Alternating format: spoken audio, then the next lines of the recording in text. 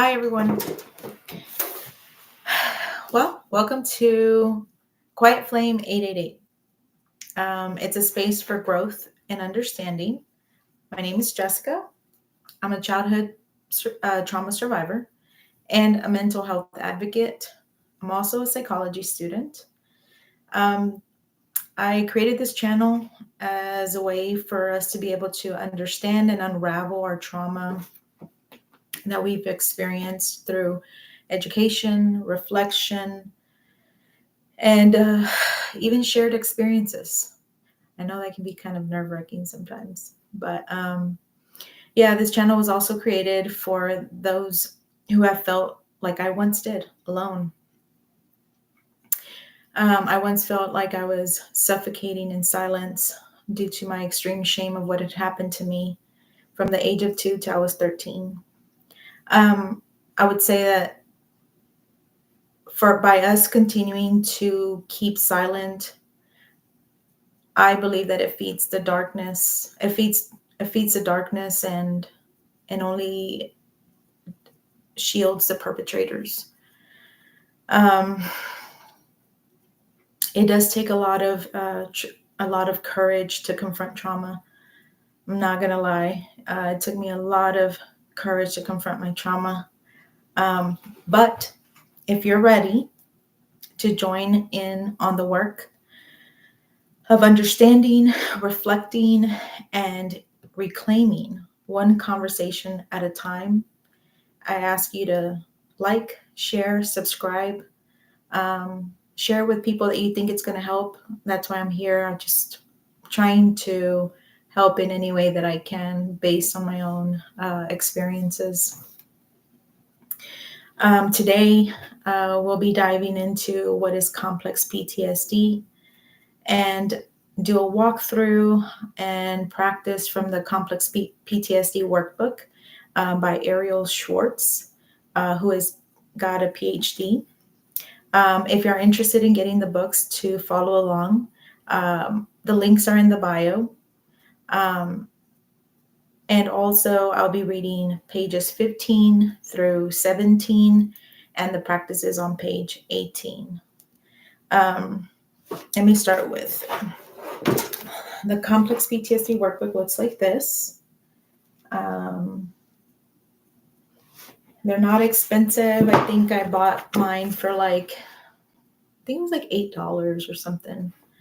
And also I'm going to be reading a few things that I like out of this book that coincide maybe with the practices. This book is called The Body Keeps the Score. This is also in my description, and you can order it through my link as well. This one is also like $8 or so. So I can't read the entire thing, so I'm not going to do the forward or the introduction, even though there's some good things in there. I don't want to bore y'all, which is why I say if you want to buy the books yourself, so you take time to read the full thing, the full book, that's great. So chapter 1, it says understanding trauma. If you were neglected or abused as a child, your primary orientation to the world is likely to be one of threat, fear, and survival. It's only natural that a childhood experience with untrustworthy parents or caregivers would leave you untrusting or confused about what constitutes a loving relationship.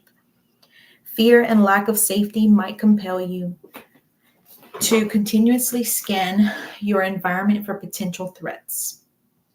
You may have relied upon coping strategies to survive, such as disassociation, a protective mechanism that disconnects you from threatening experiences.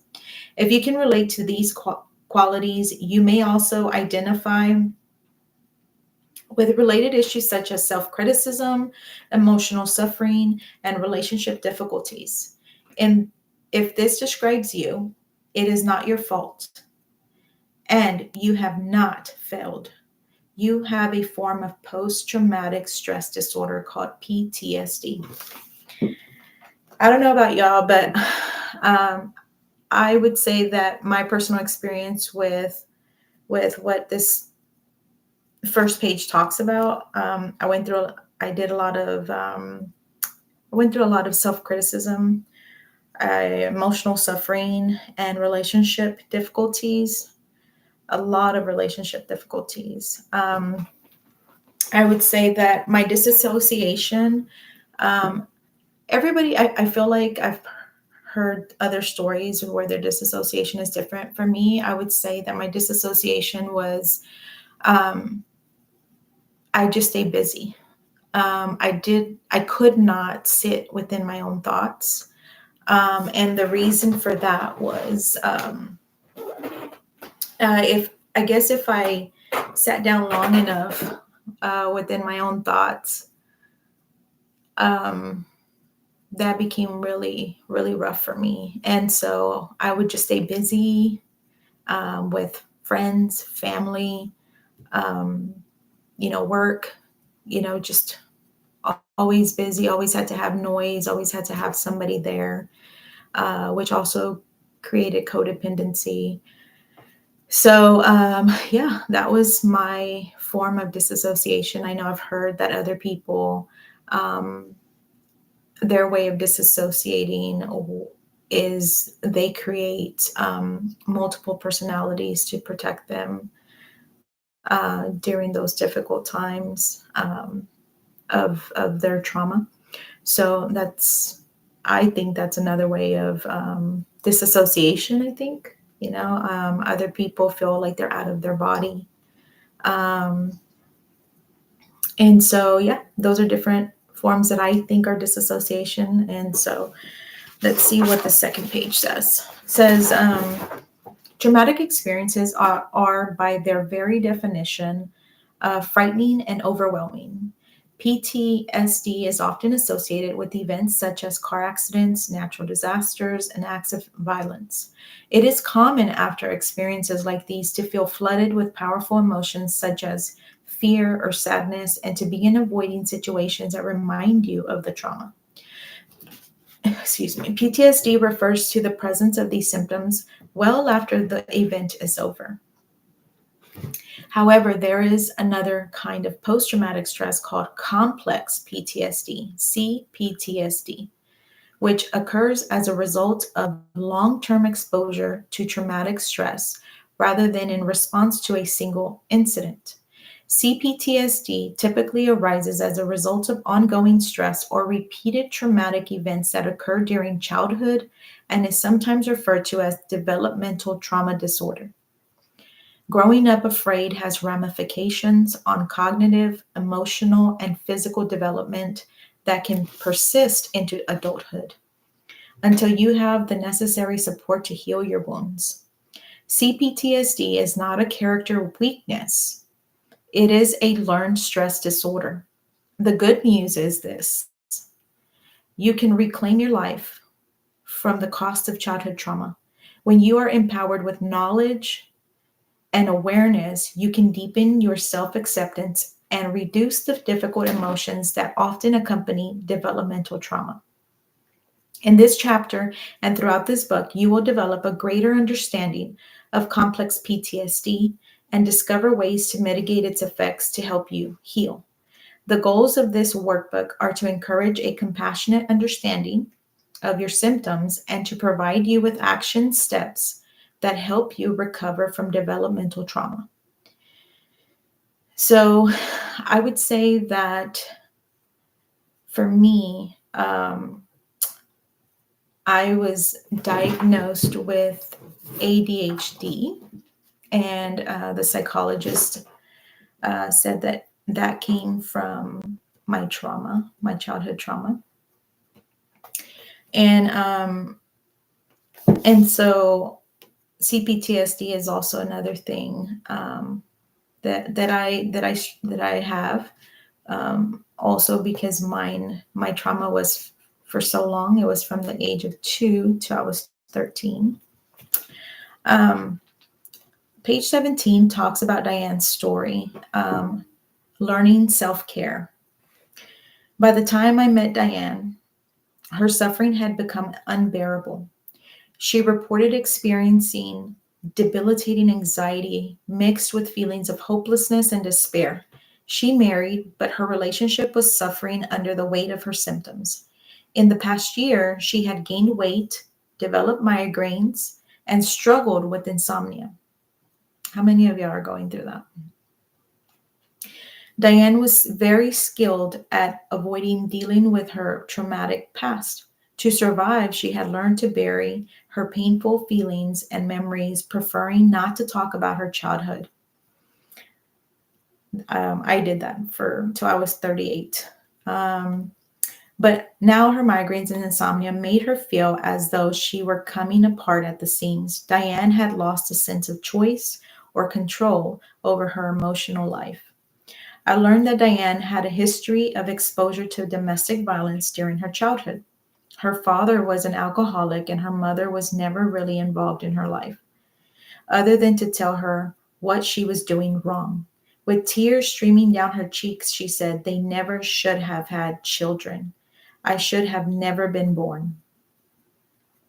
If you can relate to Diane's story in any way, take comfort in this. CPTSD is the result of learned ineffective beliefs and behaviors that can be replaced by a positive mindset and health promoting behaviors. With the same tools that you'll find in this book, Diane was able to integrate resources such as mindfulness and relaxation techniques into her life to help her feel more grounded and safe. She explored her history and developed a greater tolerance for facing her painful emotions. Writing about her past allowed her to feel in control of her life now. As a result of her consistent commitment to self-care, she strengthened her self-acceptance and compassion. After several weeks of practicing the action steps that you'll learn in this book, Diane had an epiphany. My parents neglected me. And now I neglect myself by not taking care of my body as an adult. They could not love me the way that I needed, but I can become good at loving myself. So in Diane's story, it talks about how writing about her past allowed her to feel in control of her life. I did that. I think I went through my process, which people call it a purging, others call it an awakening, some call it dark night of the soul. Well, when I went through that, I went through probably several months of purging all the hurt, the pain from each individual who had hurt me, and I was spiritually guided, and I believe that everybody's journey is different and individual, and so for me, I believe that I was being guided to journal everything, and every day that I journal everything of what was what I was needing to purge that day, I was also guided to burn it, and that was my way of releasing it. And so, yeah, I went through several months of journaling to try to get it all out, and sometimes that's pretty difficult because it brings in so many emotions for sure. I know that by personal experience. So on to page 18. On page 18, it's the practice. So over the next few days, I want you to reflect on ways that you can relate to Diane's story.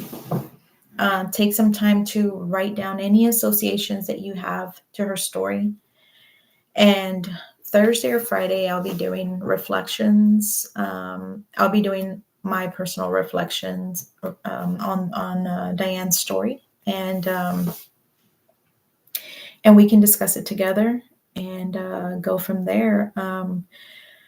What I'm hoping to do on this channel is every Sunday, Monday, I'm going to try to put a video of reading a few pages out of the book, and then trying to do a practice. And then on Thursdays or Fridays, I want to try to do the reflections, my personal reflections, and discuss that with y'all. And this can, for those of y'all that cannot deal with real raw emotions, because it's triggering, trigger warning here. There will be times that that I will probably get emotional, because I am somewhat of an emotional person, and I went through a lot in my life, so I'm going through this alongside y'all. So I can't guarantee that tears won't flow. So just a warning, okay? So, anyways, I will see y'all on Thursday, Friday with like I said, with my personal reflections, and we'll go from there and see where this goes. Another thing I wanted to remind y'all about was The Body Keeps the Score is also another book that I'm going to be reading out of. And both of these books, I have them linked at the bottom in my description, and you can get them. They're about $8 a piece or so, something like that. So yeah, that's about it. We'll see y'all on Thursday or Friday with the reflections. Bye.